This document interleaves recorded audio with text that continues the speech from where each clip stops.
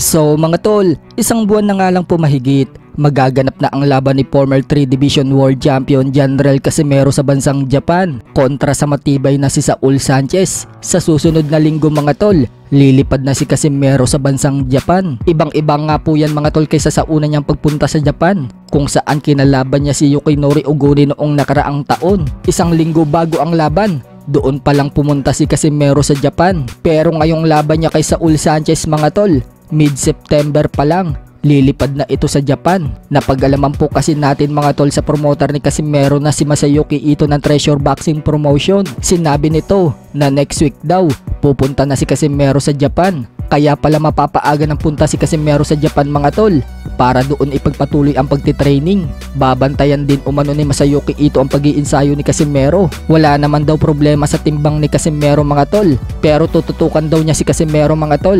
May potential daw kasi ito at merong great talent. Pero ang problema lang daw mga tol, naging inconsistent ang pag-iinsayo ni Casimero. So magandang balita nga po yan para sa mga fans ni Cuadro Alas mga tol, na mapaaga ang punta nito sa Japan para hindi naman ito mabigla sa panahon sa Japan. Kung matatandaan kasi natin mga tol sa nakalipas na laban ni Casimero kay Yukinori Oguni, nagkasakit umano si Casimero kaya hindi ito 100% kondisyon ng sumampa sa itaas ng ring. Bukod dyan, matututukan din ito ng promoter ni Casimero mga tol, at baka makapag-suggest pa ito ng strength and conditioning coach ni Casimero para mas lalong lumakas at humaba ang stamina ni Casimero. Marami kasi ang nagsasabi mga tol kay Casimero na boy hingal daw ito sa nakalipas na laban niya.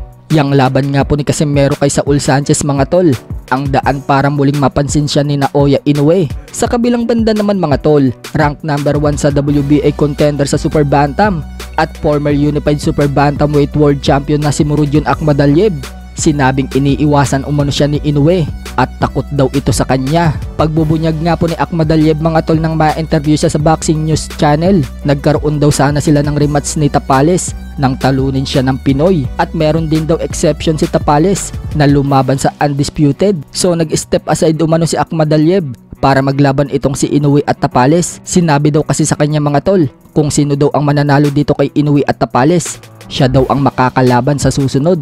At yun nga mga tol, nanalo daw itong si Inoue kay Tapales. Subalit nang gawin na umano siya ng WBA na mandatory at nag-utos ang WBA na kailangan maglaban sila ni Inoue, tinanggihan daw siyang labanan ni Inoue. Sa halip, nag-apply daw ang kampo ni Inoue ng exception, kaya si Duhene ang nakalaban ni Inoue. Ang tanong ngayon ni Akhmadaliev mga tol, tapos na daw ang exception, ano na daw ang susunod?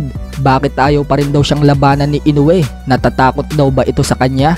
Wika pa ni Akhmadaliev mga tol, alam daw kasi ng kampo ni Inoue kung anong klaseng fighter siya. Alam daw nila kung ano daw ang kaya niyang ibigay sa laban. Wala nga daw siyang bagay na hindi niya nagagawa sa itaas ng ring.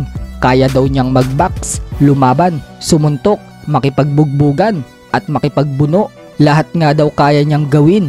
Malakas din daw siya mga tol at punong-puno ng skills. Alam daw yan ng kampo ni Inoue, kaya ayaw daw nila mag-risk. Natatakot daw silang matalo si Inoue mga tol. Agree naman daw si Akhmadaliev mga tol na isang pound for pound itong si Inoue at isang magaling na fighter.